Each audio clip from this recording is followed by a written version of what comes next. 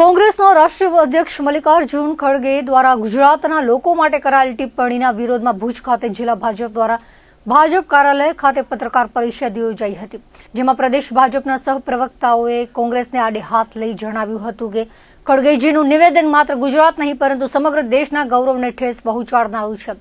કચ્છ કમલમ ખાતે યોજાયેલ પત્રકાર પરિષદમાં મંજી આહિરે જણાવ્યું હતું કે કોંગ્રેસના રાષ્ટ્રીય અધ્યક્ષ દ્વારા કેરળ ખાતે ગુજરાતીઓ વિશે કરાયેલ અપમાનજનક નિવેદનને સખત શબ્દોમાં વખોડીએ છીએ. કરોડો ગુજરાતીઓને અભણ અને મૂર્ખ કહેવા એ માત્ર એક શબ્દ નહીં પરંતુ 6.5 કરોડ ગુજરાતીઓના સ્વાભિમાન પર સીધો પ્રહાર છે. શું કોંગ્રેસને ગુજરાતીઓથી કોઈ વાંધો છે તેવો સવાલ કરી તેમણે કહ્યું હતું કે આ પહેલી વાર નથી કે કોંગ્રેસે ગુજરાતનું અપમાન કર્યું છે. વર્ષો સુધી કોંગ્રેસે ગુજરાતીઓ પ્રત્યે ધૃણા અને ઈર્ષ્યાનો ભાવ રાખ્યો છે. ગુજરાતને અવગણનાની સાથોસાથ વિકાસ રોકવાનો પ્રયાસ કર્યો છે. લોખંડી પુરુષ સરદાર વલ્લભભાઈ પટેલ, મોરારજી દેસાઈ સહિતના રાષ્ટ્રીય નેતાઓની કોંગ્રેસે ઉપેક્ષા કરી છે. વડાપ્રધાન નરેન્દ્ર મોદીના નેતૃત્વમાં વિશ્વની સૌથી ઊંચી પ્રતિમા સ્ટેચ્યુ ઓફ યુનિટીનું નિર્માણ થઈ રહ્યું હતું, ત્યારે પણ કોંગ્રેસે તેનો વિરોધ કરવામાં કોઈ કસર છોડી ન હતી. સરદાર વલ્લભભાઈ પટેલનું સ્વપ્ન હતું કે ભવ્ય સોમનાથ મંદિર બને, ત્યારે પણ જવાહરલાલ નહેરુ અને તે સમયની કોંગ્રેસ સરકારે તેમનો વિરોધ કર્યો હતો.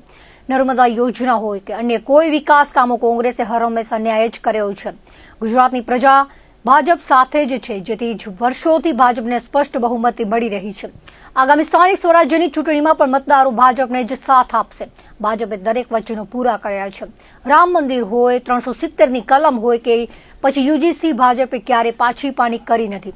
ત્યારે કોંગ્રેસની હલકી માનસિકતા ફાવશે નહીં તેવું તેમણે ઉમેર્યું હતું. કોંગ્રેસ પાર્ટી એ હંમેશા ગુજરાત વિરોધી રહી છે.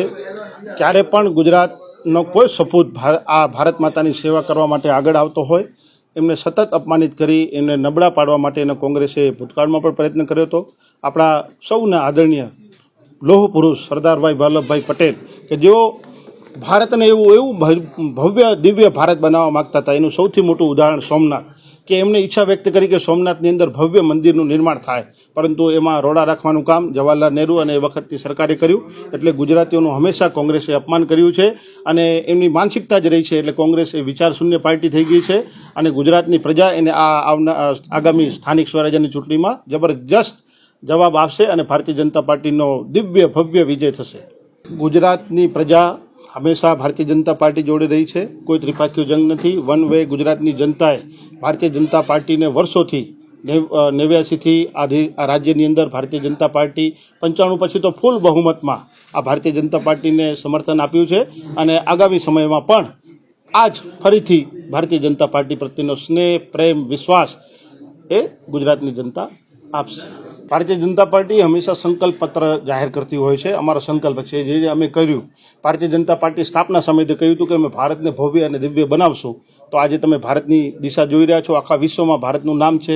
અમે કહ્યું હતું કે 370ની કલમ દૂર કરીશું, હટાવી દીધી. રામ મંદિરનું નિર્માણ કરશું, થઈ ગયું. ગુજરાતની અંદર યુસીસી એક દેશનો નાગરિક એ સમાન છે. નાગરિક સંહિતા બિલ એ ગુજરાત વિધાનસભાએ પાસ કરી દીધું છે.